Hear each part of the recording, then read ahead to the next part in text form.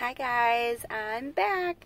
Today I wanted to talk to you real quick about just some simple budget things. For anybody who is familiar with the Dave Ramsey plan, or for anybody who's not, I'm going to explain it real fast and then kind of tell you a couple of things that you can do. It's pretty easy to kind of bring it into your life. So he is known, famously known, for doing the 7 baby steps. So the first step would be to do $1,000 in the first month. Find about that $1,000. If you make over like 35,000 a year, you could sell a bunch of stuff in like a garage sale, or like find just maybe like tweak things as much as you can in a budget, which we'll explain a little bit in a minute. But find yourself as quickly as you can $1,000 to set aside as an emergency fund.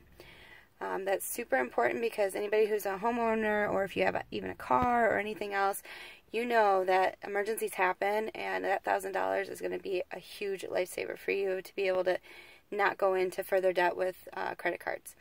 Okay, so step 2 then is to start listing all of your debts, smallest to largest, and paying them off in a snowball effect. So that means that in the first, say you have a $50 credit card at Victoria's Secrets, that you would, if that's your lowest bill, you would pay that one off first, and then everything else would be paying the minimum payments on them. So then once that $50 bill is gone, say your next one's an $87 to Lowe's, then you would roll the whatever you paid on the $50 one, all your extra money that you found, then you roll it down, that plus the minimum payment that you were already making on Lowe's, and you roll onto that until that one's gone. And then you continue all the way down until you've got all of your debts paid off. Now, everybody talks about whether you want to do like interest rate or like the smallest amount to largest. And the reality is if you can do this from the snowball effect, you'll actually get through it a lot faster. You'll have a lot more motivation, and it's minimal how much interest you'll actually pay between the different ones, because the idea is that you get out in like 18 months to 2 years at the most, depending on how much debt you have. So that's super key. Number 3 is to save up enough money to have 3 to 6 months of emergency. So in the event that you lost a job, or you got injured, or something happened, you would have 3 to 6 months worth of expenses that you could that is saved, and you could keep going without fear of what would happen. In that point, you can also start saving for a house if you do like a 3B once you have that all established. So say you have 3 months and you want to start saving for a house, or whatever you can. Step 4, 5, and 6 are all together, and those are saving for college and bumping your retirement up to 15% of your income, and starting to pay more on your mortgage. Now, I will tell you that the part with number 4 is actually bumping up your retirement, because you're 100% going to retire at some point. Your kids, it's like the rate is now like 50% that they're even going to go to college. So just keep that in mind. I know all of us would love for our kids to go to college. The reality is that they may be having other opportunities or other ways of fulfilling their career goals than what we had. And so, they may not be going through it the same way that we do. So just keep that in mind. It's still great to go ahead and put money towards them. But that's the reason why the retirement is actually number 4, and then 5 is actually education, and 6 is paying off your house faster. So then once you have all those things taken care of, keeping in mind you don't have any more debt payments, right? Those things can start to fly and build up pretty quick. Next thing you know, you're in 7, where you can live and give like nobody else, because now you have no payments, no mortgage, no nothing, and it's fantastic. Okay, so how do you do this in real life? He has a new app called everydollar.com. I love this thing myself. They have a plus version that can actually link to your bank accounts. I have not done that. But what it does is it allows you to put in everything, budget every little thing that you possibly can think of. So it starts with giving at the top for your church or local organization that you love, and then goes to like housing expenses, your groceries, your utilities. It has you itemize everything, and you can detail it to what you have. It has a lifestyle category for hobbies and different things.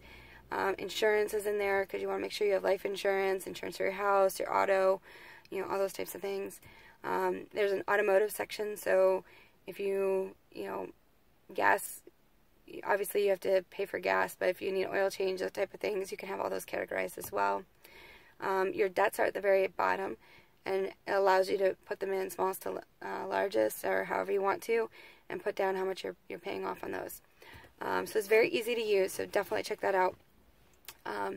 What I do, since I know we're starting to coming in to the end of October and starting to the beginning of November, I'm already looking ahead, usually a month or two out, and planning like what's coming. So if I know like I want photos of the family in a couple of months, I start trying to put that into a category so that each month I pay a little bit more towards that, and it's not as big of a chunk when the month actually comes. The same for Christmas. I learned about this for many years ago from a colleague, that Christmas isn't like a surprise every December.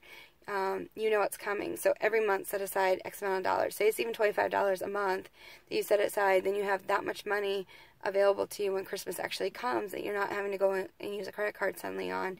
You already have an amount that's saved and ready to go. So those are the kind of things I do. Like, we're going on vacation soon, so I've been saving for that for a couple of months, just little, bits amount, putting that away into like a little savings account. So those are kind of my tips for you today. I know we're getting close to the end of the month, so I want you to start thinking about what you can be doing to start establishing a budget. I want you talking to your spouses about this, because it's super important to have that dialogue together, that you're both on the same page. Download that app for every dollar, because I really believe that if you guys can both have it on your phone, you can see as the money is going throughout the day, the month. You've already allocated to, say, groceries, but then you can see like how it's coming down, and you don't have to worry about like, oh, do we only have $50, or are we going to make it, or whatever. You can see it coming and work with it together. If you have like a section for his and her money where it's your own expense, so say you have $25 for yourself, that you can spend on yourself, you can save it, you can use it for whatever, then if it's still available, and same for him, or her. So, and if you are single, I highly recommend you find yourself somebody who can be your accountability partner, someone who believes the same thing you do about trying to get out of debt and stay out of debt, and kind of help reinforce your budget principles, so that way you can stay on budget and kind of talk things through and whatnot. So I hope this encourages you. Really check out their programs if you have not seen them yet, and if you have any questions, please put them in the comments below. I know that a lot of their program is so tight, it's very hard sometimes for people to feel like they can navigate through it. However, I really think that if you use a budget, I think you can really tailor it so that you don't feel like you're just eating beans and rice and you're still getting out of debt and still feel like you're winning. Like, I had $25 this month to spend on myself, and you know what? That's all I needed to keep going. Like, that's huge. So look for those little wins. Talk with your spouse about how you can get through these budgets. We're going into Christmas, so we know we're going to have to really pay attention to this season. So you have a great day, and I will see you next time. Bye.